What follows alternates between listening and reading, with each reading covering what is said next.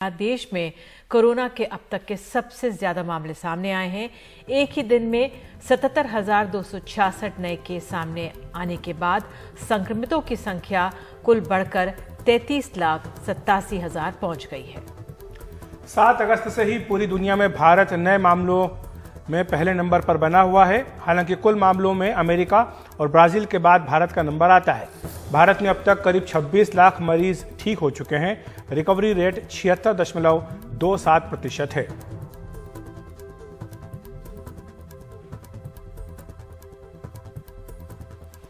और एक नजर डाल लेते हैं कि किस तरह से टेस्ट जो हो रहे हैं उसमें भारत का नंबर कहां पर है। अभी तक चीन में 9 करोड़ लोगों के परीक्षण हो चुके हैं। अमेरिका में 7.9 करोड़ यानी करीब 8 करोड़ लोगों की जांच हो चुकी है, जबकि भारत में करीब 4 करोड़ लोगों की जांच हो चुकी है।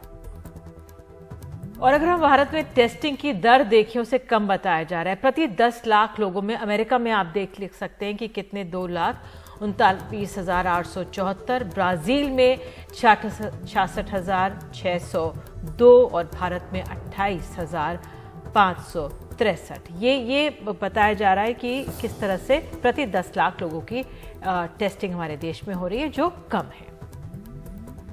हमारे सहयोगी परिमल हमारे साथ जुड़ रहे हैं। परिमल, वैसे तो भारत में अब जांच की संख्या काफी बढ़ गई है, करीब 10 लाख जो है वो जांच हो रही है प्रतिदिन, लेकिन फिर भी जो अगर हम बाकी जो अधिक प्रभावित देश है उनसे तुलना करें तो अब भी कम माना जा रहा है। आबादी के हिसाब से भी तुलना करें तो थोड़ा कम माना जा रहा है। क्या कोशिश है सरकार की इस जांच की संख्या को आगे बढ़ाने की? जांच को लेकर लगातार कोशिश तो है कि उसको तेजी लाया जाए और उसमें इजाफा किया जाए। अभी जो 10 लाख टेस्टिंग की बात है उसमें यह भी बताया गया है कि 5 लाख टेस्टिंग ऐसे होंगे जो RT-PCR से हो रहे हैं और जो आधा हिस्सा है वो रैपिड एंटीजन टेस्ट के जरिए लिया जा रहा है। ऐसी भी ये खबर आई है, लेकिन वो डेटा चूंकि पब्लिक डोमेन में नहीं आता इसलिए नहीं पता चल पाता। लेकिन फिलहाल 2-3 चुनौती जरूर है भारत सरकार के सामने में। पहली चीज तो है कि रिकवरी रेट सुधार रहा है, लेकिन जो लोग घर में जा रहे हैं उनको पोस्ट कोविड सिम्टम्स आ रहे हैं और उसमें हृदय से लेकर जो लंग्स की समस्या है उसको सीधे तौर पे माना है एम्स के डायरेक्टर रणदीप गुलेरिया ने कि इस तरह की समस्याएं आती है। उसको लेकर क्लिनिकल ट्रायल रजिस्ट्री एक बनाया गया मैकेनिज्म जिसके जरिए ये देखा जाएगा, आकलन किया जाएगा कि ऐसे कितने मरीज हैं और उसका डेटा भी बाद में दिया जाएगा कि जो मरीज हैं कितने मरीजों में इस तरह के सिम्टम आए हैं। तीसरी अहम बात है कि त्योहारी सीजन को लेके, सितंबर को लेके, खासतौर पर त्योहारी सीजन को लेके एक चिंता जरूर बरकरार है कि उसमें किस तरीके के नंबर बढ़ेंगे, क्योंकि हम लगातार देख रहे हैं कि 75,000, 77,000 इस तरीके के मामले आ रहे हैं। अभी भी ये स्थिति कहने की स्थिति में नहीं है कि आखिर ये मामला कहां जाके रुकेगा और रोजाना कितने मामले आएंगे। तो ये तमाम चिंताओं के बीच जो है बस एक कोशिश हो रही है वैक्सीन को लेकर। दूसरी कोशिश लोगों से आह्वान करने के मद्देनजर जो की जा रही है वो लगातार की जा रही है।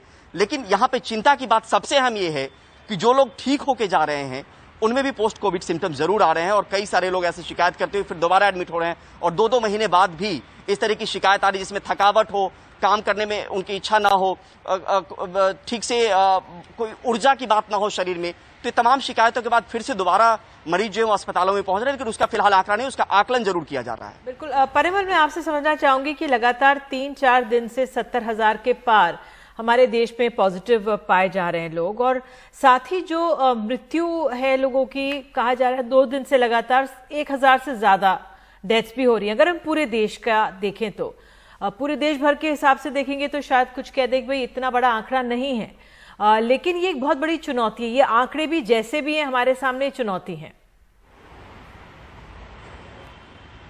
निश्चित तौर पे निधि, क्योंकि आप अगर कहेंगी तो डेथ रेट को लेकर हमेशा मंत्रालय ये बात कहता है कि वो घट रहा है, लेकिन अगर डेथ रेट पे बात करें, अगर 500 जब केस आए थे, अगर उस वक्त डेथ रेट 4% का था और आज जब 32 लाख 33 लाख के आसपास मामले हैं और उसमें अगर डेथ रेट हम कह रहे हैं कि 1.8 के आसपास है, तो उसका अगर आकलन करेंगे तो एक मौत जो है वो बहुत अहम हो जाती है, पूरा परिवार जुड़ा होता है।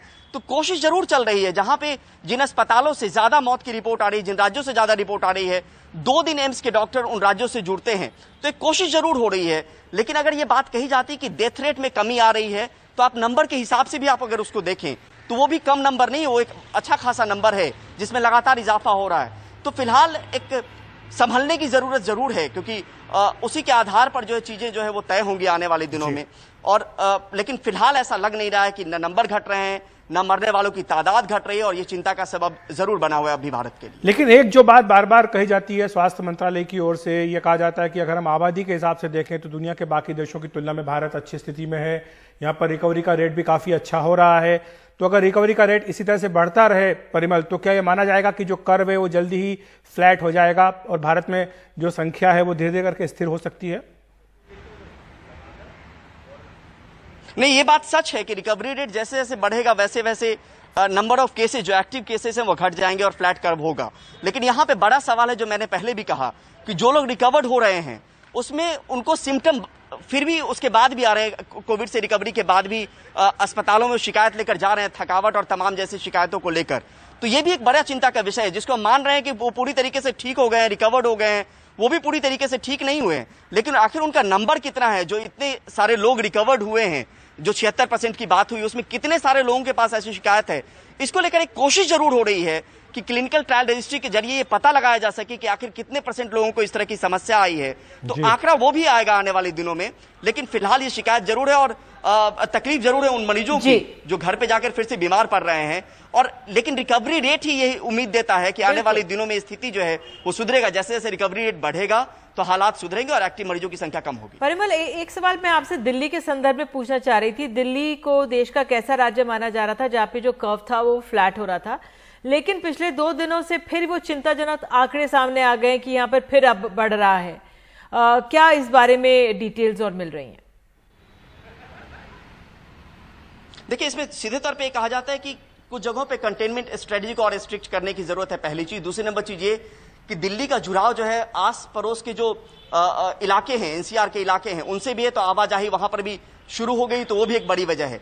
और इस बात को लेकर स्वास्थ्य मंत्रालय गंभीर है और खुद एम्स के डायरेक्टर ने भी आज माना कि हम ये कोशिश कर रहे हैं कि सेकेंड स्पाइक दिल्ली में ना आए, क्योंकि हमने देखा कि 600 और 700 के आसपास भी नंबर आ गए थे यहां पर और लगा कि सारी चीजें सुधरने लगी है। लेकिन अब भी 1800 के आसपास मामले अगर रिपोर्ट हो रहे हैं तो चिंता का विषय स्वास्थ्य मंत्रालय के लिए भी है। लेकिन कंटेनमेंट स्ट्रेटजी को लेकर एक नजर जरूर है कि उसको दुरुस्त करने की जरूरत है, ताकि जहां से भी ये केसेस इस तरीके से रिपोर्ट हो रहे हैं, जिस डिस्ट्रिक्ट से भी, जो 11 डिस्ट्रिक्ट है जिनमें ज्यादा केसेस रिपोर्ट हो रहे हैं, वहां पे जो कंटेनमेंट स्ट्रेटजी है उसको बेहतर करने की जरूरत है, आइसोलेट करने की जरूरत है, और वहां पर मैकेनिज्म वो ज्यादा बेहतर करने की जरूरत है कि डोर टू डोर सर्वे हो, लोग उसमें आगे आए और लोगों को पता लगाया जा सके आखिर उनके कोई सिम्टम है कि नहीं है, जो कंटेनमेंट स्ट्रेटजी का आमतौर पर हिस्सा होता है। तो एक चुनौती एक बार फिर से दिल्ली को लेकर जरूर बढ़ गई है इस बीच। शुक्रिया परिमल आपका इस तमाम जानकारी के लिए।